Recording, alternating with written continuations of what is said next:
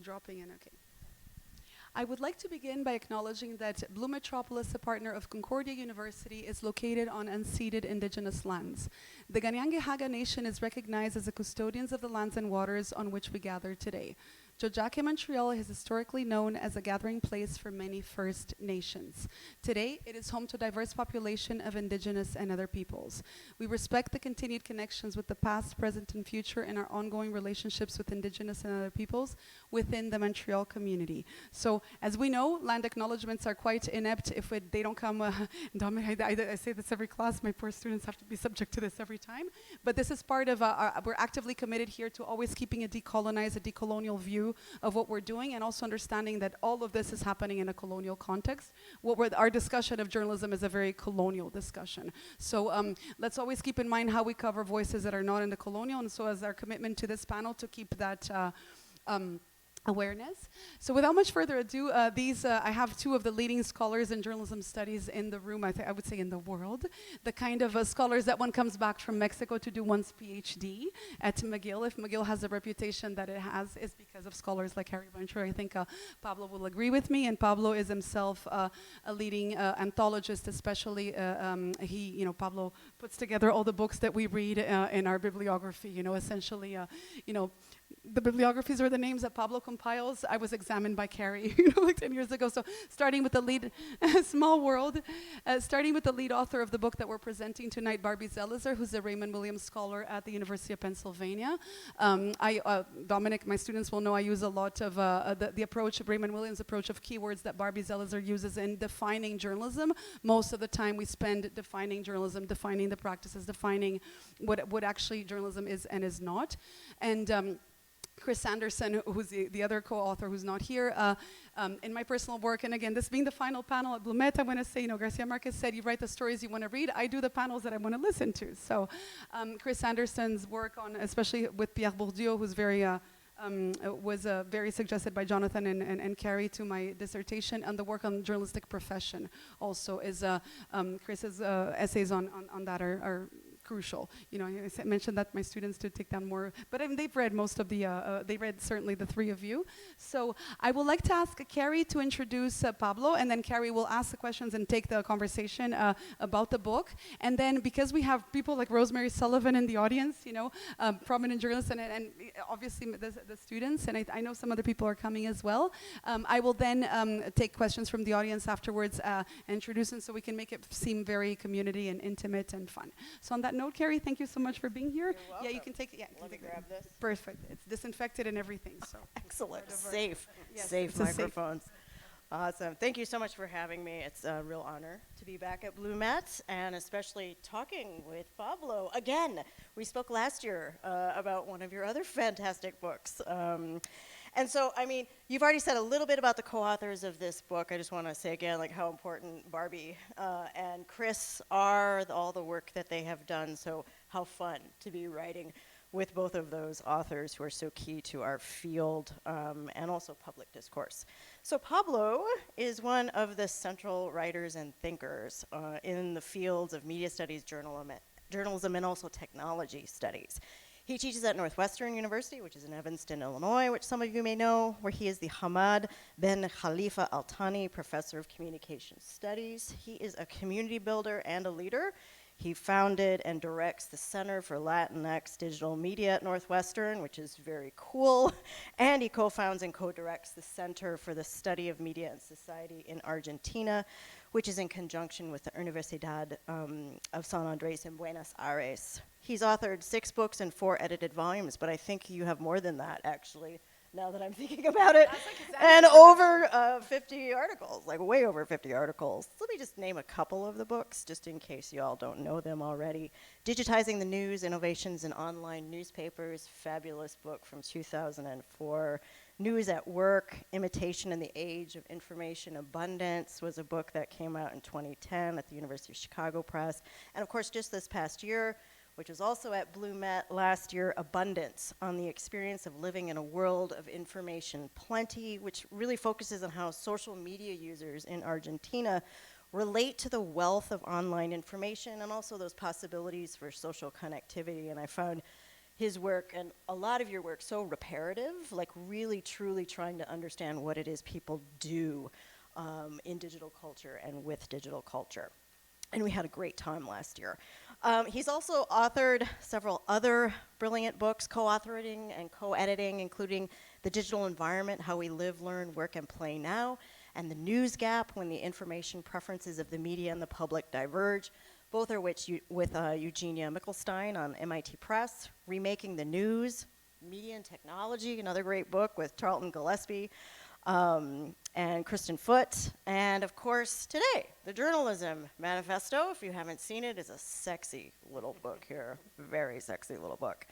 And we're going to talk a little bit about this. I think Pablo's books are gifts to us as readers, gifts that we get to think with. They're invitations to reflect on relationships between culture, technology, and social life, and I find in especially thoughtful and, as I said before, often reparative ways. He takes seriously what people are doing as makers, as audiences, as thinkers, and how these practices really matter for rethinking the social and political roles of media organizations and institutions. I'm Carrie Rentschler, as Ingrid has already told us.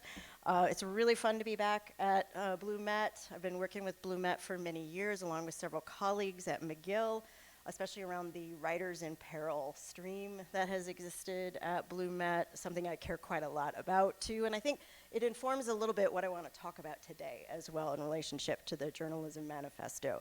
So I wanted to start, actually, if you don't mind, with a question about manifestos. Because I don't know about you, but during the pandemic, I've been reading a lot of manifestos. I need those right now. Inspirational literature, there's been like a proliferation, I think. A lot of people are turning to the genre at this moment, looking for models of social change, ways of thinking again about the world in ways that are very much invested in social transformation and quite profound social transformation. You guys wrote this as a manifesto, as a document that I think is meant to make social change. So I wanted to hear a little bit about how you think about manifestos and how you think about this book as a manifesto and maybe what you think its vision of social change is and maybe ought to be. Well, thank you first of all for the invitation. It's a pleasure to be here. Thank you everybody in the audience for being here with this beautiful day on a Sunday afternoon, which I don't take for granted. Thank you, Carrie, for the very, very kind and generous introduction. About your question, so I should start by saying that writing this book was not our idea. As we say at the beginning of the book, there was a breakfast in London in 2018, in November, by one of us with an editor at Polity, where one of us pitched a different idea. The Polity editor quite didn't like that idea, but suggested that to one of us that how about we wrote a manifesto, or that person wrote a manifesto. And the idea was intriguing. This was pre-pandemic. Was quite intriguing, in particular because the three of us have been colleagues and friends for quite some time, but we really hadn't written together. And have been thinking about journalism for quite some time, though representing different scholarly generations. Barbie is one of the people I aspire to be like, knowing that I would never be able to be like her, but at least aspirationally, as I was a student. And Chris was somebody who I first met when he was a student, and I was already on the faculty.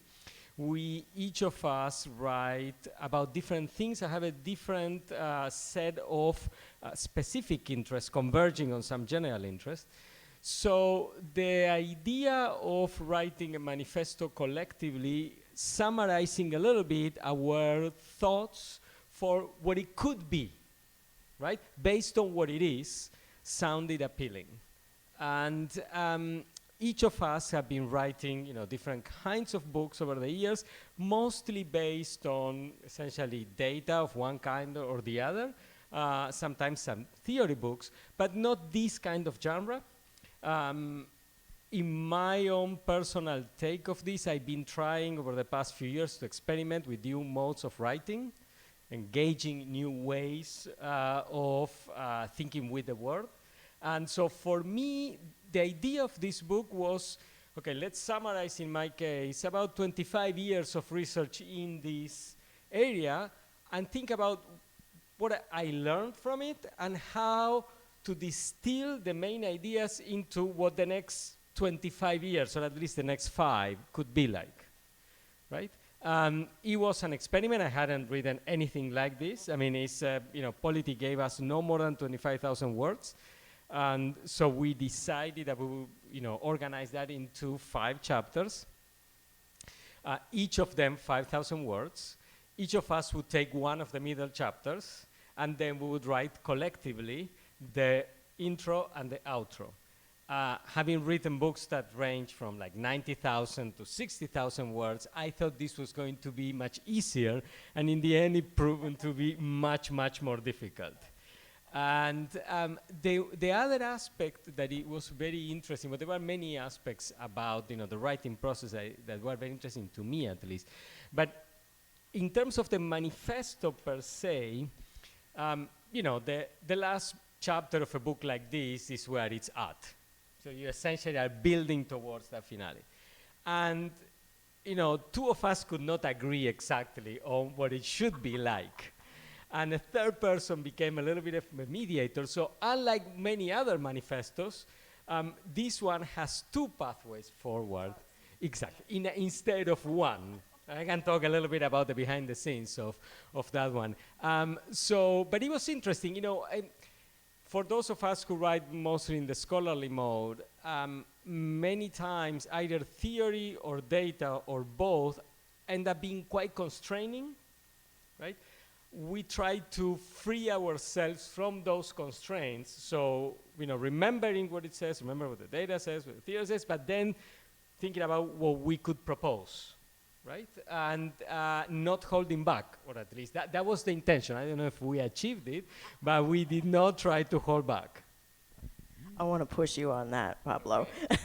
Go for it. The last chapter is on reform and revolution, right? And reform gets a lot more space than revolution does in the last chapter, which I found very interesting, because I was hoping for more on revolution. As you might guess, I'm a social movement scholar, FYI, so this is what I study. And I know the 3 main themes of the book are really about transforming journalism's relationship to elites, right?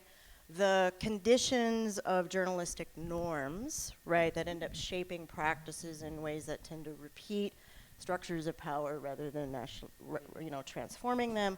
And then the other is really about transforming relationships in relationship to audiences, right? How people think about news publics and news audiences. And you give us some ideas for that, right? Like differing elites, I think, is one of the reforms. It's like, let's get outside of our typical group of elites that we talk to and locate other elites to talk to as well, which might be representatives of communities and those sorts of things, right? That's one. Norms are almost anti-normative, which I found very interesting. But so I was waiting for the kind of queer anti-normative turn, which didn't come. That's okay. But a kind of a wanting to kind of maybe not totally throw those out, but really ask the fundamental questions of what could be better norms tied to maybe more social justice orientations in the world. And then the audience question is, again, I think you're calling for a more grounded journalism, right? So as I was reading this, I was thinking, like, what are the examples of this that might exist on the ground already, right? Where are the forms of journalism that might inspire you?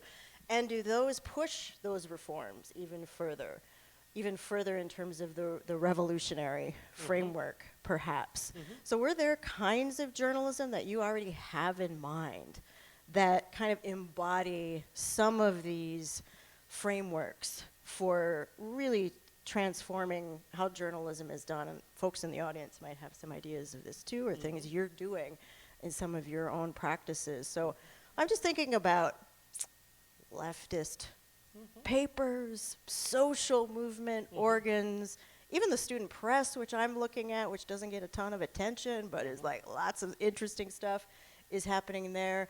those aren't in the book per se. There isn't really a vision of, pointing us to some concrete examples. I'm wondering if there are some, though, that were driving you or motivating you. I kind of want to know, were you the mediator or not the mediator? So what's your guess? Who was I? I So think you you have the might have been the reformer, mediator, You have but the that's my reformer, sense. You have the mediator, you have the revolution. You have the reformer, mediator, I want you to be the revolutionary. revolution. But who do you think I am? Okay. So I know it's in you. So. So I tell you a story and then I unravel this. Yes. So on the extension, right? It is more or less even. It is not quite exactly even because the reform part needs to build argumentatively from what we developed in the previous 3 chapters, whereas the revolutionary doesn't. But it's sort of even. So okay, this is a little bit of info. As somebody who grew up in and came of age in the middle of the dictatorship, I'm an incrementalist. I've always been an institutionalist and an incrementalist. So I was actually the reformer on this. And I wanted to, so I put forward, when it was time to write the final chapter, I put forward, my argument for a reform path. And my dear friend and senior co-author of this book, the leading author, Barbie Zelizer, replied with about 15 characters of a hyperlink to the Beatles' Revolution song. And that was that. So Chris was actually the mediator. Chris sort of edited both, and then I edited the Revolution to soften a little bit, and Barbie edited the Reform to make it a little bit more, have a little bit more punch. And so that, having said that, we had lots of examples that we discussed when we were writing this. We did not want to single out one versus the other, or 5 or 10 or 15 versus others, because we felt that that would have done a disservice to the plethora of options that are out there. Yeah. So there are plenty of interesting projects popping up, right? And this, what follows is just my own take. The problem is a problem of scale, unfortunately. So it's not a problem of existence, it's a problem of scaling up. Because what scales up right now, it is quite, not even reformist. It's a little bit of the same of what came before, better in many cases, right? Better quality, better technology, more informed about issues of oppression, marginalized communities, etc., etc. But in terms of the craft of the work, etc., it is not very different from. It just has a lot of scale, scale that we didn't have before, and that creates a series of effects, right? So to me, and this is, I'm speaking for me personally, that is really the conundrum. You have the top players, if you wish, in terms of where the audience goes for information, are better version of what was already interesting and good. The more creative, innovative, inclusive, equitable, etc., projects tend to be smaller, lots of contributions in nudging the big players, but not a lot of scale themselves. So their influence tends to be indirect, right? The other thing that was very, is like a central theme for us, was the idea of decoupling, right? And that's how we start the book. When we talk about journalism in the media, when we talk about journalism in the academy, we talk about fairly idealized versions of what journalism perhaps was, perhaps never was, what it should be, but not necessarily what really is. So a lot of what we are arguing are the practices that do not get written up either in the academy or in the media that represent the vast majority of how journalists work in Latin America and Africa and marginalized communities in the global north, quote unquote, etc., including the student press, including, right? So it is not that we are necessarily inventing much, we are disrupting the decoupling, right, between journalism in the imagination and journalism on the ground. And we are saying that, you know, we do need to focus more on the ground than the imagination, because focusing on the imagination and pretending that what happens in the imagination is what should happen on the ground is not going to work out. A colleague at Cambridge, when the book came out, says that this book should have been called Journalism for Realists. Right? So, so in that sense, we were very inspired by a lot of the work that doesn't get the same kind of play. That's super helpful, because I was thinking about the models of change, right, based in this book then as a result of this. And I was thinking about, sort of kind of expecting maybe more of a sense of the journalism in crisis thesis, right, that we, you know, have been talking about for so long, which really grapples, I think, very directly with a couple of things. One is obviously the political economics of journalism and news industries and news organizations, the, you know, market, right, that it is beholden to, the need to, obviously, by owners to force continuing profit growth, like all of the things which make it very hard to do a job as a journalist, I think, especially when folks are coming into the profession as well. And the other is, I think, the, you know, the conditions in which so many folks are working in the news as well, and how different this looks, depending on where you are and what you're covering and what your job is. And I'm thinking again about the sort of conflict zones, the spaces in which folks are really, their lives are on the line as they're doing this sort of work, and thinking about how to kind of bring this into conversation a bit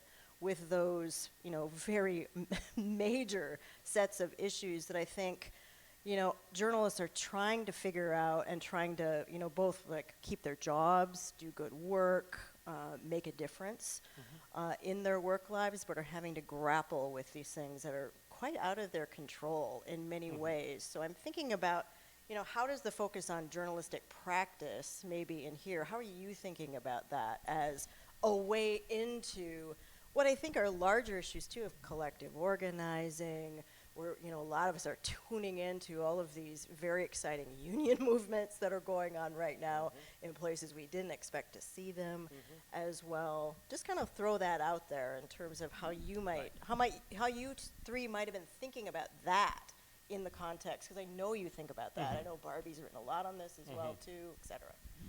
Okay, I'm not going to impersonate Barbie on this. So again, I'm going to speak, you know, just say your thing. I mean, exactly. Say your thing. Saying that is informed by this, but she would have most likely a different version and a much more intelligent answer, not only a different one, but much more intelligent and much more beautifully articulated, as she always does. So my own take as somebody, so I have spent now 26 years studying the transformation of journalism. The first decade, mostly on the work of journalism, the past 15 or so years, the reception of the news, right? And in the past 5, as Carrie knows from her commentary on abundance, and so does Ingrid, putting journalism in the context of the reception not only of news and of social media, but also entertainment. In particular, mediated entertainment, right? What you get on TV, on streaming services, etc., which was really eye-opening for me. Talking to people about why they watch, I don't know, Casa de Papel, you know, Money Heist in Netflix versus, you know, the news. So, if we put everything together, for me, journalism, the golden age of journalism, which led to the sort of idealized image of journalism in the imagination as something that is pristine, watchdog-oriented, you know, centered on objectivity, you know, detachment from emotion, etc., impartiality, all of that, is a historical byproduct of a conjunction of technological and economic conditions that made news organizations like public utilities. What do I mean by this? When you are in your respective homes and you want water, you turn on the faucet, okay? You are not choosing which company you really, pay to, right? And you get what you get, right? And the company has quasi-monopoly over the service, okay? In most towns, in most cities, in most countries in the industrialized West, and also in low and middle income countries, for the better part of the 20th century, journalism operated like that, with the exception of public service media, right? Which is strong in some countries, like in Scandinavia, etc., but not very strong in others. What do I mean by this? In the US, during the second half of the 20th century, for instance, in 97% of metropolitan markets, there was only one newspaper, right? Essentially, like utilities company, electricity or water is the same. Right? So what that meant was that any advertiser at the local level that wanted to reach the public had to go through the newspaper. Right? Because he had to go through newspaper was bringing in a lot of money, right? And could report whatever he wanted because, right, it was the only thing that the audiences had for news and for advertisement. And advertisers had to give them their money because it was the most efficient way to get to the public. In part as an exercise of occupational identity making, and in part as an exercise of corporate PR, there unfolded a series of narratives about what journalism is, its role for democracy, etc., etc., that have dominated the public conversation ever since. Okay? In 1969, the internet was invented. Until 1989, right, it was mostly the province of scientists.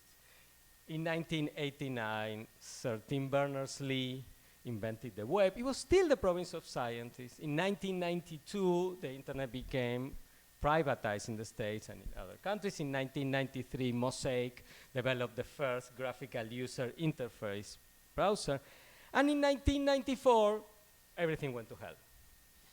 And then newspapers began, or TV stations, began competing not just with at least maybe one other newspaper or two other TV stations, but with everybody, right? So that meant that audiences had many more choices, right?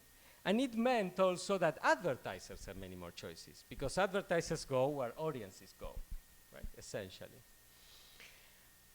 And in parallel, first search engines with Lycos and Yahoo first, then Google, right? And then social media companies which existed, since 6 Degrees and Friendster, but really moved up in scale with the founding of Facebook, acquire at the global level the utilities kind of role for the information age that media companies had at the metropolitan level before, right? So in just a few years, and in the historical span, very short span, news media went from having a natural monopoly or oligopoly power, right? Not because they had a product that was remarkably better than anything else. It was just because it was the only product, and technological economic conditions, made this possible. Then, in just a few years, right? Historically, that shifted from having that to actually getting the crumbs of the new quasi-oligopolies in the market of attention, social media and search, which in America, in the US, sorry, because America is many other things, in the United States, just, for those of you who might not know this, right now, Meta, which owns Facebook, and Alphabet, which owns Google, get about 63 cents of every dollar spent on digital display ads. That's hundreds of thousands of providers of content that could get advertising money, and get 2/3 of that, right? So the economic troubles stem from this. And there is no correlation, if you think about it, between certain practices, values, etc., and the technological and market position that media occupied. It is a little bit of a historical accident. We tend to think that it was, but not, but it really is, right? So in that sense, the problem is prospectively, is that there is no going back. Sad to say, there is really no going back. And what was then was actually quite complicated already. And we do talk about that in the book. But there is no going back to that. What we are seeing in the context of media is the same process of scaling up for a few and then very, very short niches for the rest, right, that we see for digital. So the New York Times has a scale that, didn't exist before. In the Spanish-speaking world, Infobae has a scale that didn't exist before, right? Infobae is about 40% of the New York Times with bureaus. It's an online-only company that started in Buenos Aires and now has bureaus in some of the main capitals in the continent. Is the number four player in Mexico with a handful of people. No trucks, no printing presses, etc. in Mexico City, right? So we are seeing the same phenomenon, and what that means probably is that the very large newsrooms in many organizations where people, there were foreign bureaus for many newsrooms, etc., right? That's not gonna happen again. Now, on the flip side, the other story that was told for, by many sort of feminist scholars of colors, etc., but never really got centrality during, the commentary of the news and, the academic work in the news up until a few years ago, unfortunately, is that this same ethos for the news that we seem to long now, that we are so worried about misinformation on social media, etc., is an ethos that was patriarchal, blatantly patriarchal. Blatantly. But if you look at the distribution of female editors, female reporters, etc., it's a small proportion of population. It's been well documented, and usually not in positions of power. It was ridiculously white, right? People of color have not been historically represented, right? Same with indigenous populations, etc. And that translated into the topics that were covered, right? And the framings that were used, right? Not only how which topics you choose to cover, but how you look at it. For instance, in the case of gender-based violence, it was historically covered as something that was episodic, crimes of passion, blah, blah, instead of something that is systemic to the patriarchal nature of society, right? So while one could have a nostalgic view of, I wish the news was as it was for Watergate or the Pentagon Papers, etc., those newsrooms and those, stories also were kind of problematic. So the so-called crisis opens up an opportunity to actually put these topics in the forefront. And the Me Too movement first in the US, the Me Too movement, and then Black Lives Matter, which long predated but exploded within a couple of years in the public attention, have actually done a lot of good for the discourse on journalism and the practice of journalism in moving in a certain direction. Is it radical enough? No. Is it better than what it was 10 years ago? Yes. So is the primary modes of intervention here, I'm sort of thinking about, what do we do with the things we've learned, right? And sort of mapping out these changes that you just did so brilliantly. Thank you for that. Right, and I think also of maybe we think of our own reading practices and where we go for information and how that has changed, as you're saying, over the past, especially 30 years, I would say quite fundamentally. And also feeling in some ways better informed, for me at least, in terms of some of the things that I have access to now as well. So I'm thinking about, sort of, for whom do you think this is primarily an intervention for? Or partly we talking about the ways in which folks are trained into the profession and really thinking differently about what it means to make news and do journalism? Is it about transforming the labor practices and the ways in which those are actually being organized, especially in this context you're describing, which is taking many different forms, right? So I was thinking about that. I was reading it. I was like, who is this for? Primarily, who do you imagine it's for? I mean, I can certainly read it, as a professor, and I experience it in some ways in this. We can maybe ask a question related to this. Intergenerationally, what it's like to read the citations too. I feel like that feels like grad school in some ways. There's some grad school text in there, right? I was like, interesting. I don't know how I feel about it, but I feel a certain way, right? But sort of thinking like, who do you hope this speaks to, and like, where are you seeing the kind of points maybe of intervention that maybe have been overlooked or that you think really need to be thought about a bit more? That's an excellent question. So what we try to do is to embed multiple audiences. Right. The extent to which we have succeeded, I leave that to the readers. So these are the audiences, the key audiences that we had in mind, and perhaps there were some differences among us in terms of the valence, right, of the different audiences.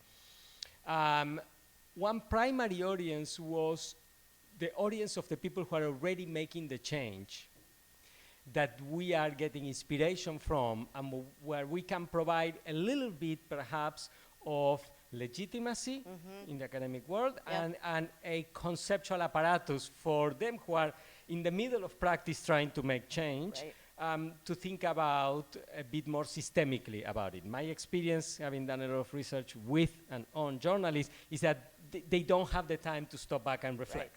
Right. So that's one, right? The second one is for our colleagues, many of whom have, in my opinion, a bit of a nostalgic view. Very. And because of their influence in the classroom, that seeps through journalism education. This is not written as a textbook, but it has intention to intervene in classroom dynamics, right? So that's the intergenerational side. We are also trying to, overall, the book, if you wish, is perhaps not, one could say journalism for realists, one could say thinking about journalism from identity politics, right? How is it that we would think about it that way? And because of patterns of marginalization and oppression that have come along the golden age narrative, that are part and parcel of that, we are trying to deconstruct that from within, right? That's the incrementalist, institutionalist in me, right? Barbie would say, to the hell with it, and it's just, but there is that aspect as well, right? So there is that sort of multi-layer. To the extent that there are people more on the sort of political communication, campaign strategy side, etc., we wanted also, who might be interested in thinking about journalism differently, engage them, and also members of public. It's interesting that the book has sold quite a bit for books of this kind. The first run, was sold out within a few months. So we are seeing some movement, but I do not want, and there is a Korean translation in the works, and things like that, but I do not want to get ahead of myself thinking, oh, this has been incredibly impactful. We'll see whether we had any modest impact in 5 to 10 years. But that was a little bit the attempt to do this. The other thing in terms of reading that I think is very interesting is that a lot of the discourse on journalism, it is sort of quasi-scientific, and it's very divorced from how we make sense of information.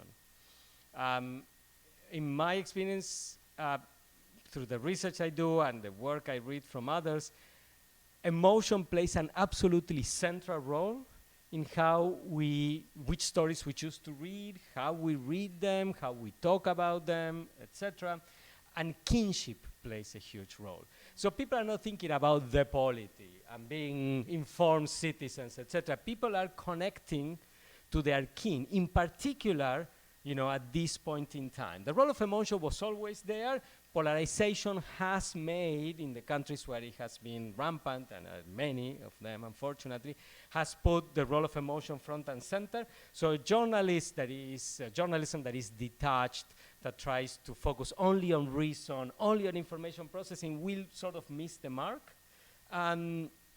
And a journalism that will focus on idealized versions of the role of the reader vis-a-vis the polity will also miss the mark that a lot of us live our lives in the countries in which we inhabit through kinship networks of particular communities we identify with and we want to be part of, right?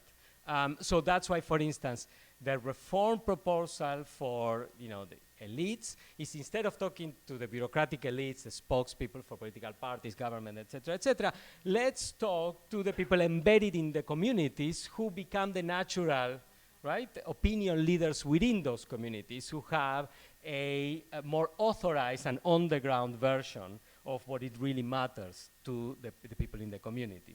So it's that sort of idea. My sense is that the more journalism does this, the better able it will be to compete with entertainment.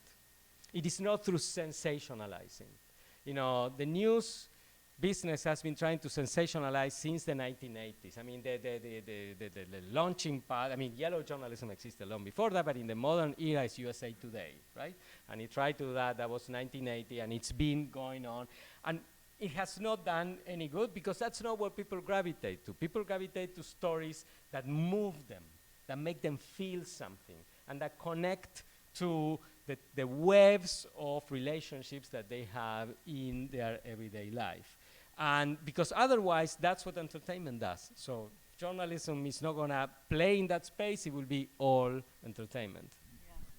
I'm struck by that, because I remember the book talks about audiences in a couple of key ways, and kinship is one of those ways. I think you all use the language of, they're sort of, I think you describe them as tribal, which I think is the kinship point you're making, that they're desiring connective relations, which is, I think, the other thing you're describing. They're also very skeptical, and they want to communicate, right? They want to, it's more interactive in terms of their own practices. And I was struck by that too, because I was thinking about it in terms of some of the ways in which the book talks about it. I know how you talk about it in some of your other work. It's not the most positive way of thinking about audiences, at least as it comes across as a reader, that are kind of like doom scrolling, which we might be. All right, might be doom scrolling, right? But there's a very short part where I was sort of like, I wonder, this isn't the. There's not a lot of picture of agency here that I was maybe hoping for a little bit. Knowing you, the mark right? I think, and I know how you've written before, too. So I was also kind of thinking about, like, how do you think about this aspect of what you've just described about audiences? And I'm thinking of too, the desire for long-form journalism and things that folks are reading. I mean, we are taking 30 minutes to read things online, not 5 minutes, right? There's a long-form journalism that is very sought after, let's put it that way, that I think is kin-based. I think it is, I do think it has a certain form of writing, right, where the writer is in the piece. Right, they're not somehow outside of that piece either. So I was sort of maybe to say a little bit more about that. What are the challenges to that, or are you wanting to sort of take that and say, like, let's center that in the conversation actually about what journalism is, rather than as it's a problem that has to be solved? Yes. Right, by again turning back to some nostalgic view of journalism. Right. Yeah, I'm sorry that didn't come across. No, it's good. It's good that you. Yeah. In your case, at least. So there are, I think, two parallel threads to this, right? That connect at some points, but they are different. One is the fact that audiences, publics, have always wanted to use the media to connect and to express. Right? It hasn't been a secondary motivation. It's been, in many cases, the primary motivation, and the history of media is littered with examples of that kind. One example that we mention in the book is the very first print newspaper that was ever published in what were then the colonies. It was in Boston, Massachusetts, before independence, on September 25th of 1690. Benjamin Harris published public occurrences, both foreign and domestic. It had 4 pages. 3 of them were filled with news. The 4th page, Benjamin Harris left blank, because he wanted the members of the community to pass along the newspaper and annotate their news. Sort of Facebook, like today, right? Now, that has always existed.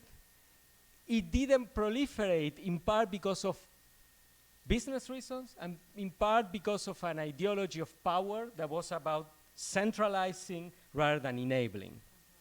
And throughout history, right, radio is a prime example of that. In some moments in time, the work of Susan Douglas, Susan Smulian, etc., they have shown the extent to which amateurs were absolutely instrumental in making radio the medium that it is today. And they didn't want to hear what others want to say. They wanted to share the music, they want to share the opera, they want to share, right? What was back then important for them. So I think that the news in part, the news business has to learn, right, how to coexist with an audience that wants to share and wants to comment, not as something that is secondary, but something that is primary, right? And in that sense, part of the proposal of the book is that we get rid of audiences as an idea, that we have an audience for which we write and for which we communicate, and that the news is something that emerges from the audience within contexts that facilitate and, to a certain extent, annotate that, not as the last word, but as one possible word, right? The other aspect is that we've always, yeah, you stop me, yeah. There is something about emotionality, right, that has been kept so somewhat repressed from the profession. There is a lot of very important work in feminist studies, in feminist epistemology about that, that I think is very important to recover, not as something that clouds reason, but as something that empowers modes of being, and in particular empowers social change, right? That journalism in its idealized form, right, has tried to move to the side, in part because of the patriarchal structure and the patriarchal values that it has embodied, right, quite explicitly in many cases. I'm just checking in. Do you want to take any questions? Well, I think we could take some questions. Should we Let me do see what that? time Yeah. is. I was just so lost. I was thinking. I know. I have questions of my own. That I'm like sure. we're gonna say for, but questions from the audience. Let's say Rafa. Yes. Well, it's about the audience. Exactly. One obsession for me is what the audience wants. If I am doing what I suspect that the audience wants according to a poll we did, and they are not reacting what the audiences want. And how do you guys in your research have been dealing with the question or what did you learn in your research of that problem of us the journalists trying to decipher what the heck people really want to read about or to know about? And that's the million-dollar question. So the way I will reframe the question is, what do different audiences want?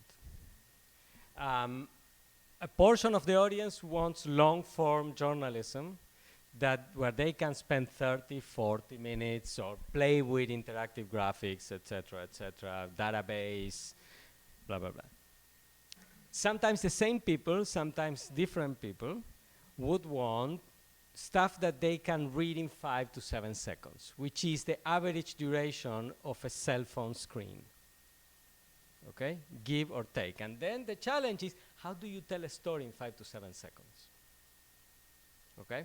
How many words and one image, maybe, right? And sometimes it's the same people, sometimes it's different people, and sometimes it's the same person in different times of the day, on different days of the week, right? In different contexts. The audience is for sure wants speed, and you and I talked about this the other day over dinner. Speed of download is probably one of the key factors, right? And that's purely technological, and it's an investment, right, in capital. And audiences do want to express themselves. And that's why digital companies that have enabled modes of expression, that moderate them, that they use algorithms to control them, etc., but they have enabled that, have been so successful. And many times people do not want to express ideas that would be about topics that are absolutely central for democracy or emancipatory projects or things like that, and such is life, right? So my take, I write routinely for 2 Spanish-speaking media publications. One is Infobae, probably at this point the largest Spanish-speaking news site in the world. And the other is Revista Amphibia, which is essays and chronicles, long form, 1 story a day, right? They have very different orientations. If you talk to Daniel Haddad in Infobae, you get one thing. If you talk to Christian Alarcón in Amphibia, you get a completely different thing. And both of them are successful because they have listened to the audience, right, where the audience is at, and they are nudging the audience in a certain direction that doesn't alienate them, and sometimes in many different directions. And the thing that is interesting about Amphibia as a project, which is closer to your projects than like the CNN of Spanish, which is Infobae, is that if you see their evolution over time, they're turning 10 this week, right? And I'm sorry to miss their party in Buenos Aires, which will be a lot of fun. What they've done is they expanded horizontally rather than vertically. Instead of wanting many more readers, many more page views, they are plateaued at a certain time. They have focused on particular topics, right? I mean, it's essentially gender, race, and inequality. That's most of their coverage, right? But then they have done tremendously interesting stuff in podcasts. Their latest large project had 3 million listeners, okay? And it was, supported by Spotify. Spotify gave them, I know the figure, but I'm not sure I can reveal it, a lot of money to do a, one, 10-episode program that had 3 million of those. They do a lot of training, online and offline. They do performative work, and now they are expanding into Chile, right? So, but all of that is horizontal as opposed to vertical, because there is probably a ceiling to what they can do if they are going to do long-form journalism of a certain quality, publishing 1 story a day, and on some topics, but not others. So that, I don't know if that helps. Yes, well, the podcast is competing with Radio Ambulante, for instance, right? This one, they have a number of podcasts. They have a suite. This one in particular, no, this one is an incredible account of the male version in Argentina of Kim Kardashian. The rise and fall of Ricky Ford, is an incredible celebrity, right? So it's based on a lot of interviews with the key players, highly curated. It's an incredible piece of scholarship without theory, hugely entertaining, right? 3 million listeners. So, because the audience wants that, there is an audience for that, and it's an intervention, right, in the public sphere. This is, I don't know how many you might know this character, but in Argentina he was, a gay man who was like the top celebrity in a country that, has a strong Catholic tradition. At the time, he was a big media star. These were not topics that were talked in the media. So it was a political intervention without doing party politics, right? And they, reached a significant level of audience for podcasts, right? And it was highly lucrative.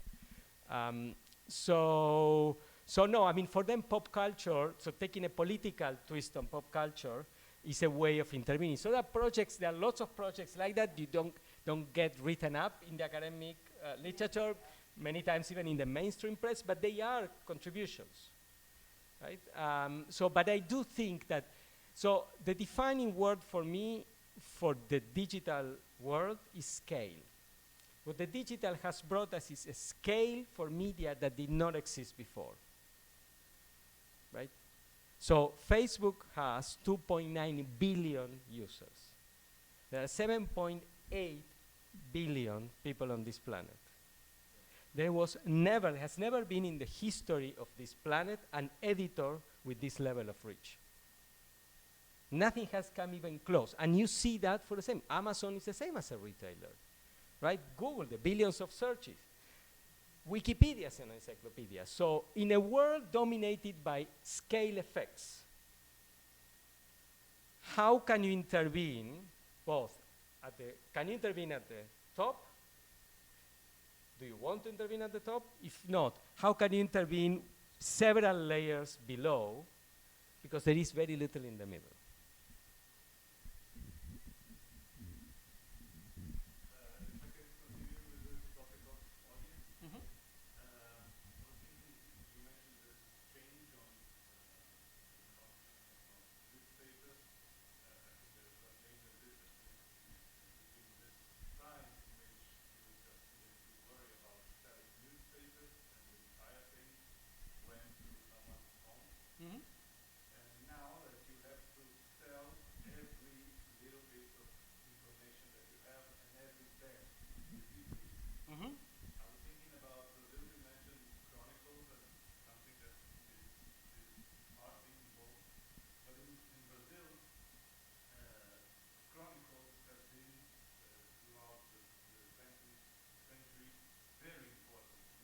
That's right. A great genre in Brazilian literature.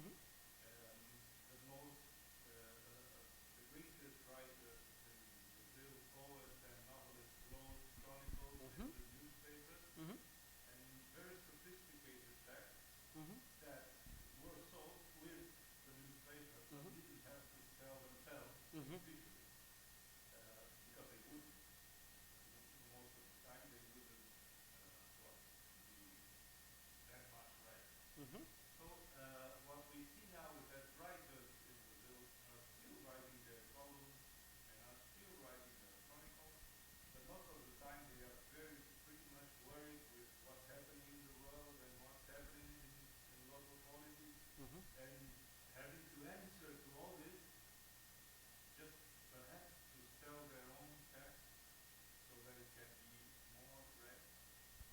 And we are losing this other more flexible and more sophisticated kind of text that we get in those newspapers that went around without guaranteeing every text. So what kind of solution do you see there, or what kind of problem? How to deal with this problem?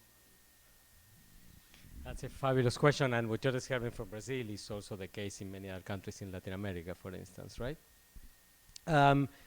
So historically, there has been a transfer of brand recognition from corporations to writers in the news, right? For instance, the number of byline articles that you see now in the media is much greater than what you were seeing 30 years ago, okay? That has two kinds of causes. One cause is the fact that media organizations have recognized that writers have significant number of followers, and people sometimes get, a newspaper or tune into TV, etc., or go on the website to look for that. The other is that that's a way of contributing value to the writers while at the same time paying less, right? Because then it's up to the writers to monetize, figure out how to monetize their newly found fame, right? With this transfer of public recognition comes a transfer of what you exactly are describing, of power and also obligation, because now the writers have to figure out all of these things that they didn't have to figure out before. So here is where I think it bifurcates. For some writers, that is a burden, right? For others, it's an entrepreneurial opportunity. And we've seen examples of both, right? And probably, if I use my sociological hat, I would say that for writers from marginalized groups, from oppressed groups, it's more an opportunity than a burden, and vice versa. Regardless, what we are seeing in society in general, and that's part of the topic of abundance that Carrie discussed last year, is a devolution of the power of large organized collectives right? That were the hallmark of modernity, 18th century, 19th century, 20th century, into tribes. Tribes that have spokespeople that emerge, right, a little bit from the bottom up rather than being appointed by formal succession, et cetera, that's what you had in bureaucracy. That makes society more unstable, more unpredictable, and overall it creates more of a burden for each individual, because if you had a large organization figuring out most of your work life, then you could concentrate on something. If you are now your chief marketing officer, your publisher, you have to worry about distribution, you have to worry about this and that, then that creates a burden. It also creates significant opportunities. Those opportunities, what we see, are emancipatory on the left and repressive on the right, because writers on the right have also seized that. There are plenty of examples of that as well. But I think it's part of the contemporary condition, and you have put your finger on that quite significantly. What I wonder, and I don't know because it's not my world, but given the intimate connection between journalistic chronicles and literary fiction in the history of Latin America, how will that affect the fiction that we will read in 20 years?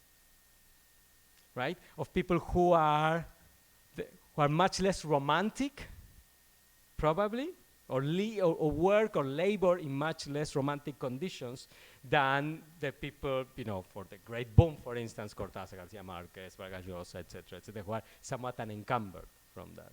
I don't know if that, I'm not sure I'm answering, but reflecting with you, but does that help?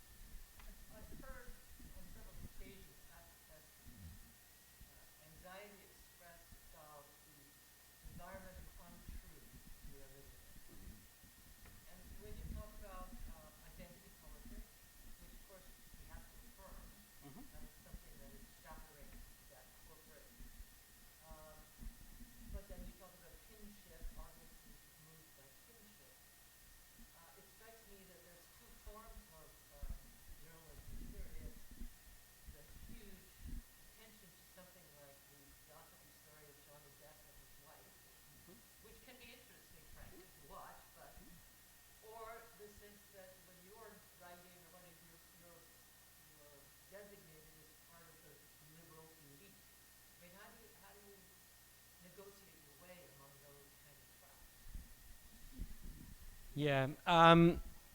So I'm going to take a contrarian view, and I know I'm not that worried about untruth, in all honesty. And I'm not very nostalgic about the conditions of the past either, in particular as a Latin American who grew up with state censorship. We know, for instance, from declassified information and the research of the US Senate, that the CIA and the direct orders of Nixon paid significant sums of money to El Mercurio to destabilize the democratically elected government of Salvador Allende. And after it was unfortunately successfully destabilized by Pinochet and his people, continued to spread lies about what was going on in the country, costing many people their lives and many families horrendous trauma. So, and stories like that, unfortunately, in my region of the world are the norm, not the outlier. So I'm not very, very nostalgic about a past in which everything that the media put forward was true, and a present in which everything that you see on social media is not true. And I'm also not nostalgic because I think there is a difference between having more information, we don't know how much more, right? Having more information that is either deliberately or not deliberately misinforming the public, and that having an effect. Because that link in part has not been proven. As a matter of fact, I actually think that that link is quite tenuous in the best possible circumstances, in particular among communities that have been the victims of institutional underperformance. I mean, Rafa is nodding. For us Argentines, I mean, we are writing a book now about the reception of misinformation in Argentina during the 2019 presidential campaign. And the book is called The Patina of Distrust.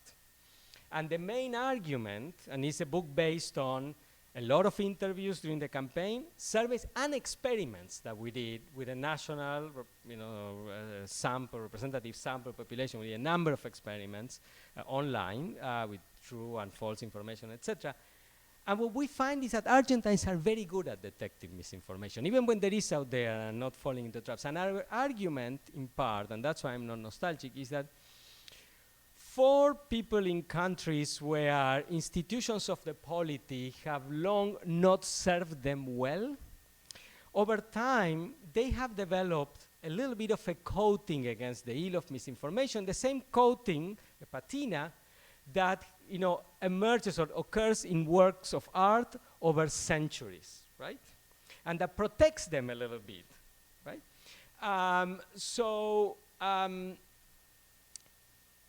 That is to the point of untruth. I think there is a significant level of moral media panic that is historically not an exception. When the movies first came along, we thought, oh my goodness, they're going to corrupt the minds of young people, blah, blah, blah, blah, right? With every new sort of, this is not to say that there isn't a whole lot of misinformation in the digital world. There is. But relative to the volume of information out there, still is the minority, and the link between that and actual, practices is tenuous at best. Now, so that's on the issue of untruth, okay? And that's why I understand that it's an important topic. It's a topic that we need to talk about, but I'm not particularly worried, in particular for the disenfranchised communities, which have long been suspicious of the institutions of the polity that have not served them well, and for good reason. I'm not speaking of myself. My husband's Chilean, and I've spent a lot of time Okay. in Chile and Argentina. I know exactly what, the terrible history you've been through does create this audience that has more skepticism. I'm more talking about the North American world, which is now so ideologically divided. But see, and this is what I'm going to sort of, my response to you would be, but the North American world, I know less about Canada, and I know less about Mexico, so I'm going to focus on the US on this particular issue. The idea of a homogeneous United States is also not quite there. I mean, about 13.5% of the population is Black or African American, and in my conversations with them and in the scholarship that is out there, they have significant levels of distrust that are comparable to the right? Same with the Latino, Latina, Latinx population, etc. So perhaps the idealized ways we talk about these contemporary problems are reflective of the privileged community's concerns, and not necessarily of, right?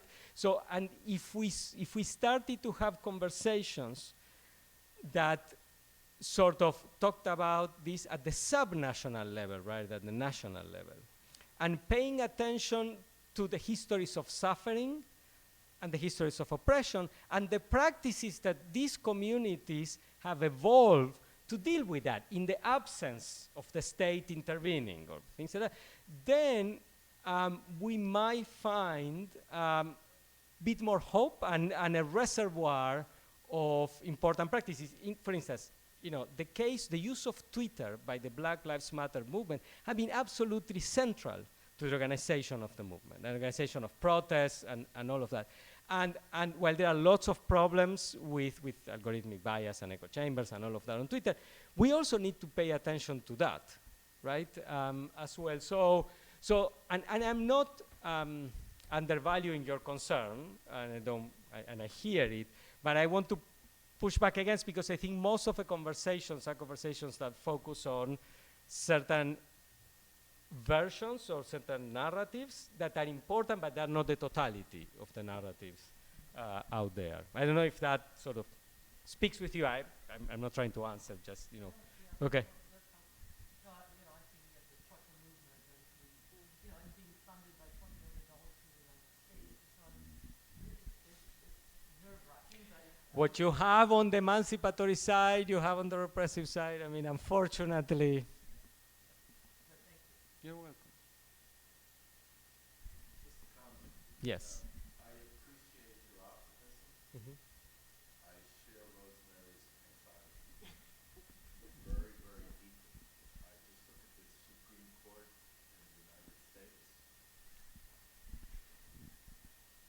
So I share your anxiety about that deeply as well. But I'm not so sure that is an issue of the information environment. That is an issue of organized politics, sustained effort by a portion of society. Has nothing to do, right, with the nature of the information environment. That I share deeply. As father of 2 teenage and young adult daughters, deeply, and among other things.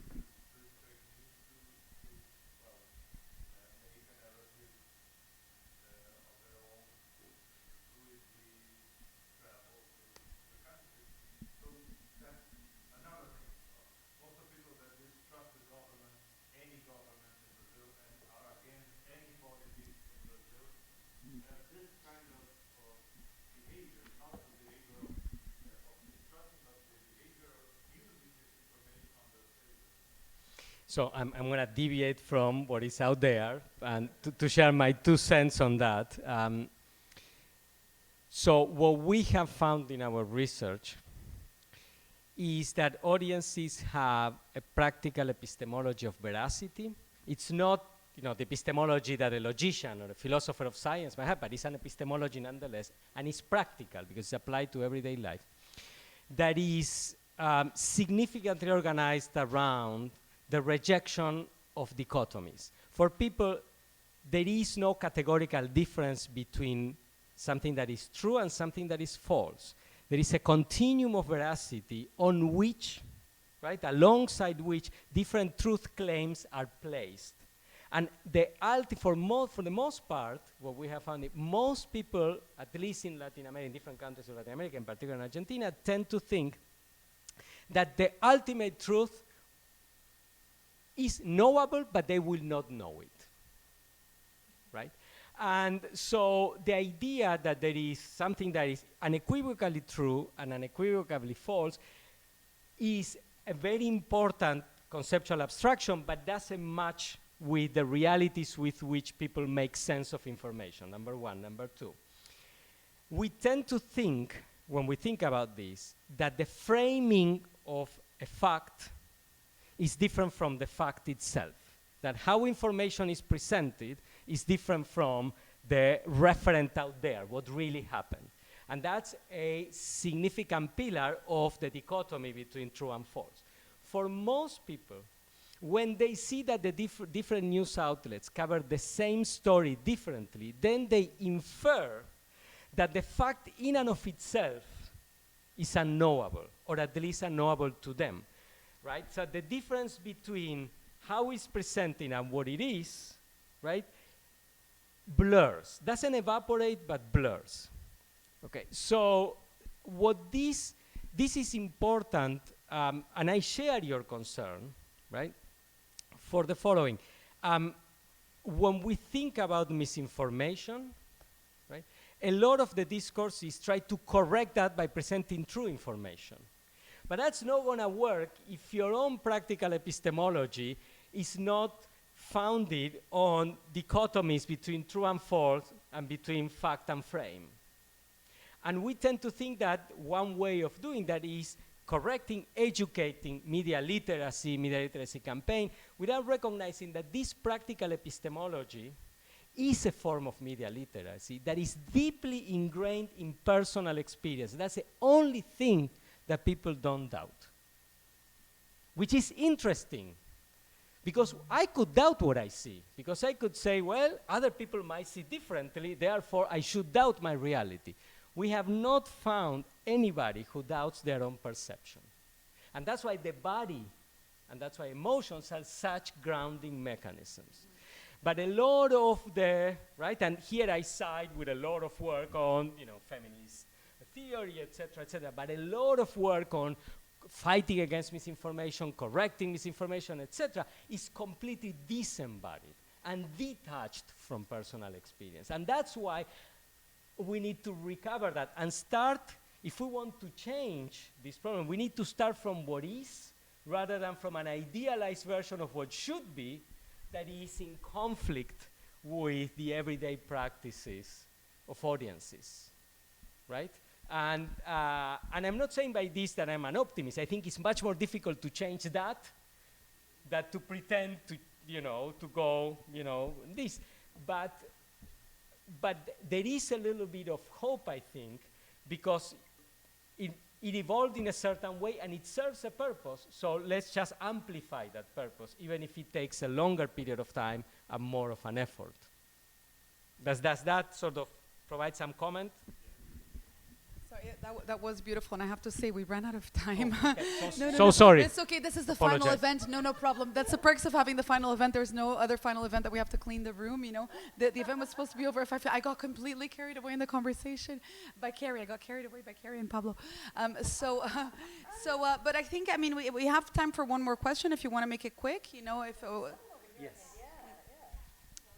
Yeah, last one, and then we've because there's a cocktail at 5:30 and some people want to attend, and yeah, upstairs.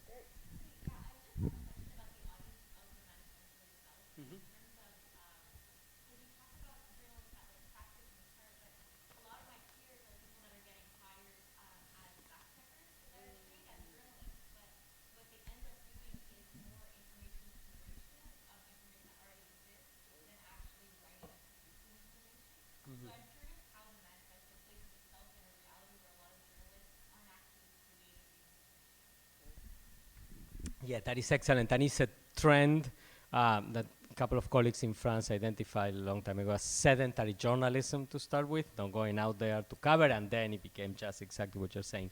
We do talk about changes in norms, right? And changes in relationships with elites that deal with this issue of,